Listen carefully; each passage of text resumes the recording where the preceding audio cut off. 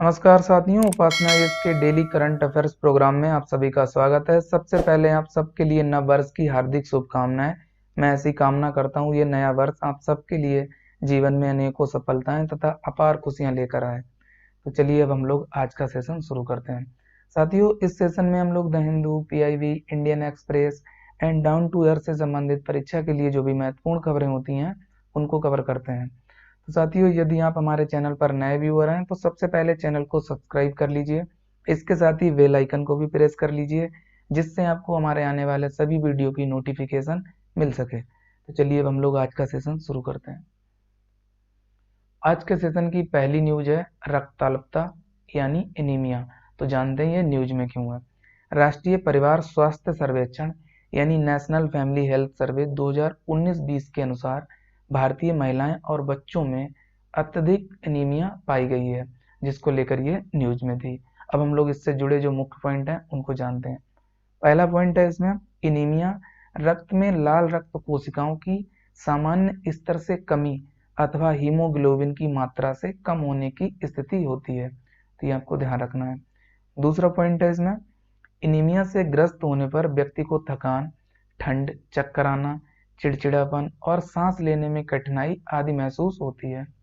Third point है, आहार में पर्याप्त मात्रा में आयरन, फोलिक एसिड या विटामिन बी 12 की कमी, ये आपको याद रखना है, व्यक्ति में रक्ताल्पता यानी एनीमिया का एक आम कारण होती है।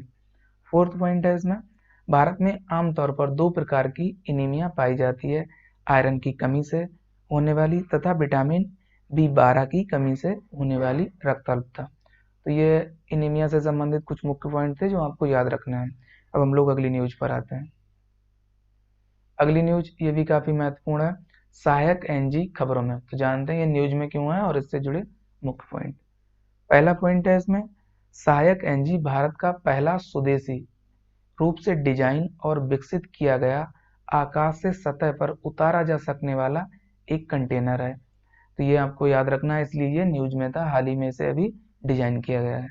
सेकंड पॉइंट है इसमें, ये नव विकसित जीपीएस समर्थित कंटेनर 50 किलोग्राम तक वजन ले जाने में सक्षम है और इसे किसी भी भारी विमान से सतह पर उतारा जा सकता है।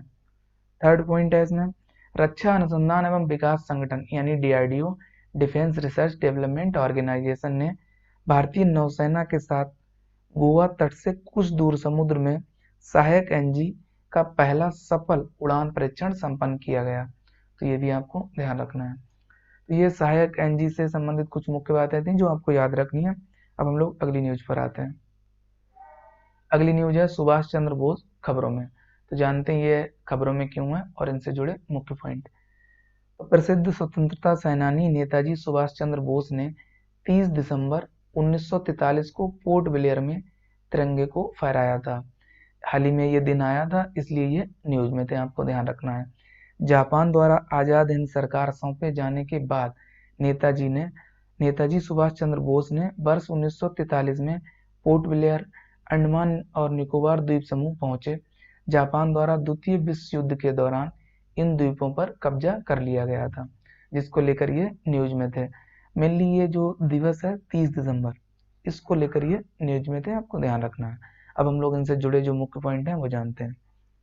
पहला पॉइंट है इसमें, नेताजी सुभाष चंद्र बोस ने वर्ष 1943 में, ये वर्ष आपको याद रखना है, जापान के कब्जे वाले सिंगापुर में आजाद हिंद की अस्थायी सरकार का गठन करने की घोषणा की। सेकंड पॉइंट इनसे संबंधित, इस सरकार को आरजी हुकूमत ए आजाद हिंद के नाम से भी जाना जाता है। तो ये भी आपको ध्यान रखना है। अगला पॉइंट इनसे संबंधित थर्ड पॉइंट है, सुभाष चंद्र बोस को भारतीय राष्ट्रीय कांग्रेस का 2 बार अध्यक्ष चुना गया, जिसमें पहला हरिपुरा अधिवेशन 1938 में और त्रिपुरी अधिवेशन 1939 में। तो ये भी आपको ध्यान रखना है, 2 बार ये इंडियन नेशनल कांग्रेस के अध्यक्ष चुने गए, प्रीलिम्स के लिए महत्वपूर्ण है। फोर्थ पॉइंट है इसमें, उन्होंने 1939 में कांग्रेस अध्यक्ष पद से इस्तीफा दे दिया और बंगाल में, ये आपको लोकेशन भी याद रखनी है, बंगाल में कांग्रेस के भीतर ही ऑल इंडिया फॉरवर्ड ब्लॉक का गठन किया, यानी 1939 में। ये वर्ष आपसे पूछा जा सकता है, महत्वपूर्ण है। ये सुभाष चंद्र बोस से संबंधित कुछ जुड़ी बातें थी जो आपको याद रखनी है। अब हम लोग अगली न्यूज पर आते हैं। अगली न्यूज है, ये भी काफी महत्वपूर्ण है, लाइट हाउस प्रोजेक्ट्स यानी LHPS खबरों में। तो जानते हैं ये न्यूज में क्यों है और इससे जुड़े मुख्य पॉइंट। हाल ही में प्रधानमंत्री नरेंद्र मोदी ने 6 राज्यों में 6 स्थानों पर वैश्विक आवासीय प्रौद्योगिकी चुनौती global housing technology challenge India के तहत लाइट हाउस प्रोजेक्ट्स की आधारशिला रखी, जिसको लेकर यह प्रोजेक्ट न्यूज में था। अब हम लोग इनसे जुड़े जो मुख्य पॉइंट हैं उनको जानते हैं। पहला पॉइंट है इसमें, लाइट हाउस प्रोजेक्ट्स आवास निर्माण के क्षेत्र में अत्याधुनिक तकनीकों को अपनाने के लिए एक समग्र परिवेश तैयार करने की परिकल्पना है।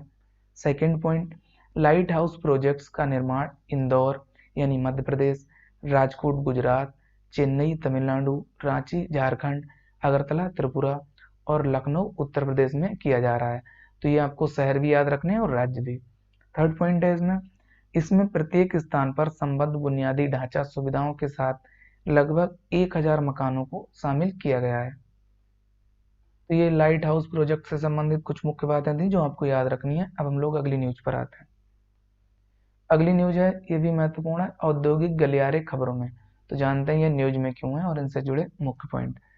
हाल ही में केंद्रीय मंत्रिमंडल द्वारा कृष्णापट्टनम और तुमकुर में औद्योगिक गलियारा नोड्स को स्वीकृति दी गई है, जिसको लेकर ये औद्योगिक गलियारे न्यूज में थे। अब हम लोग इनसे जुड़े जो मुख्य पॉइंट हैं उनको जानते हैं।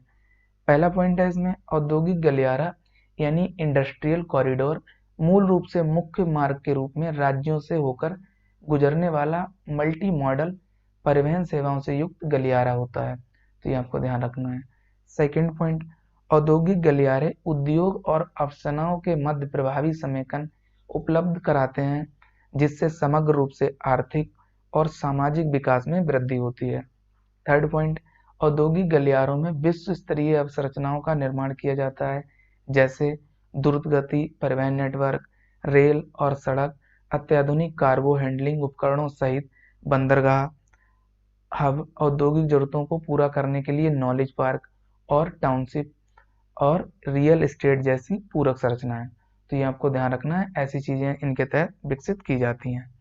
तो ये औद्योगिक गलियारों से संबंधित कुछ मुख्य बातें थी जो आपको याद रखनी है। अब हम लोग अगली न्यूज पर आते हैं। अगली न्यूज है कोर सेक्टर इंडस्ट्री खबरों में। तो जानते हैं ये न्यूज में क्यों है और इनसे जुड़े मुख्य पॉइंट।